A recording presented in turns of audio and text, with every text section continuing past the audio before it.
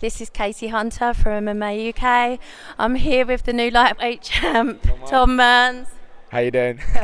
I feel like your face looks like that after every fight. Yeah, I know. I've got to stop having wars. I've got to back to the drawing board. I've got to work on my technique, and I've got to stop having wars. But it gets the job done, to be fair. But fair play to Onwordi. I saw another side to him. I saw he was very tough.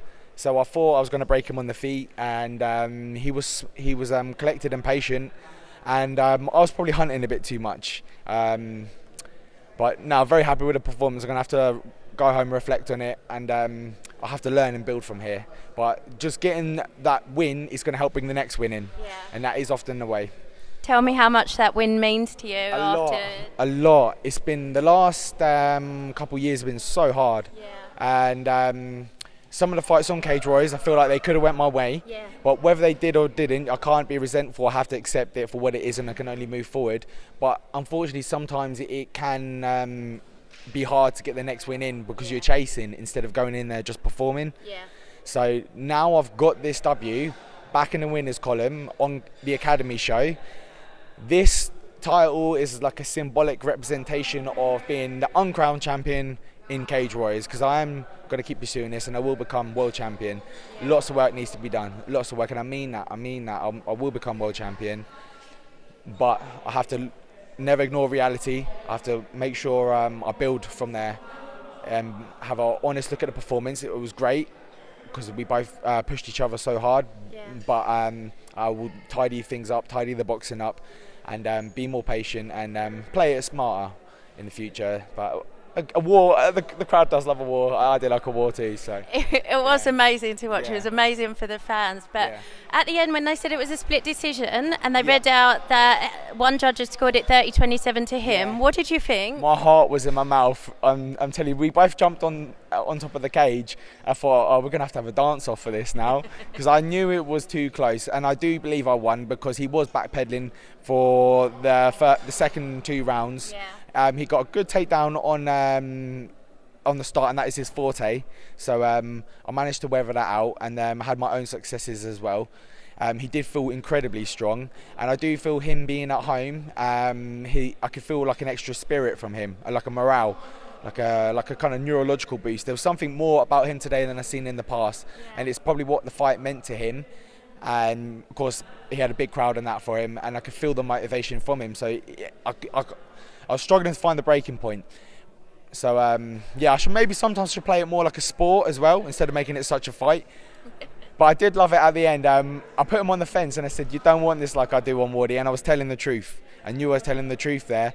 But then he showed me another layer to him. He started talking back in the 3rd round. He goes, and I was saying I'm the champion, and then he started saying he's the champion. So it's good. I love it. That's what I like. I love the good competition, and I am happy that the fight did go the way it did between 2 great fighters, because Onwordi, he's a great fighter and a great man. I've seen that about him. I see who people are, and he really is a great guy. So big respect to him, and I know we're both going to build and get better from here. It was a fight where I didn't really want to see a loser, and it was such a good fight, and it was a close fight as well, and it was such a treat for the fans. Yeah, it was a hard one too, because I am actually quite fond of him. There's some people I would happily just get tucked in with, and on Wardy, I do like him, but we were both professional today, and we said it all business when I met him at the media day and at the weigh-ins. We said all business, and I knew we were going to come, just press autoplay, just go completely stoic in the middle, keep working for that win. So. Tell me why, when you've been looking for a win, you haven't taken any easy fights. Your record, if you look at it, it's just a murderer's row. I know, because so I started good in the career, went 5-0, and even for my 5th professional fight, I took people with triple my professional experience, and I had faith in myself. And then at the time when I fought Aiden Lee, people were not taking that fight, and I took the fight, and we had an incredible fight, and I knew it was there for me. And then I took the fight of Ekindeo too soon after. I had a fractured arm, and then what happened at Bellator? That horrible injury. So but I was reaching levels before that fight, and it didn't get to show. And then that taught me so much about fighter psychology and everything, and I had to learn it in painful ways after. So I went on a roller coaster for about a year, part of the ego of me too was I didn't want to take a backward step, and I just wanted to get back in there, and because I know I can. So I've got to collect myself a bit, and maybe I should have played it smarter. But when I look at action speaks actually, and the real fighters, they're looking at you know what I mean, performances. Actions will always speak more than paperwork, and it will always speak more than words to me. And I do know I've put in the action. I've stepped in the ring with some incredible fighters, really have. So yeah. Well, I've been lucky enough to watch many of your fights, and I'm a huge fan. And I'm so happy for you to have that belt on your shoulder. And we said we'd be doing this interview. Yes, I even envisioned it. I thought I'd be getting an interview with you with the belt. And here we are. Here we are.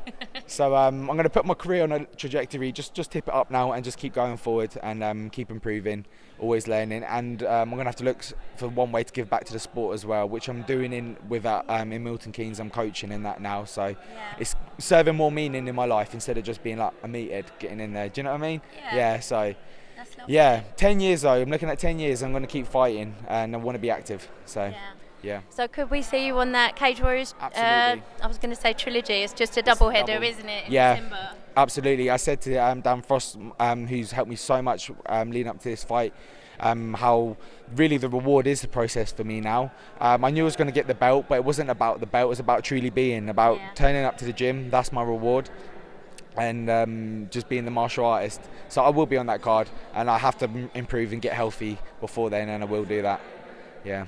Oh, I'm so happy for you, Tom. Congratulations. Take care.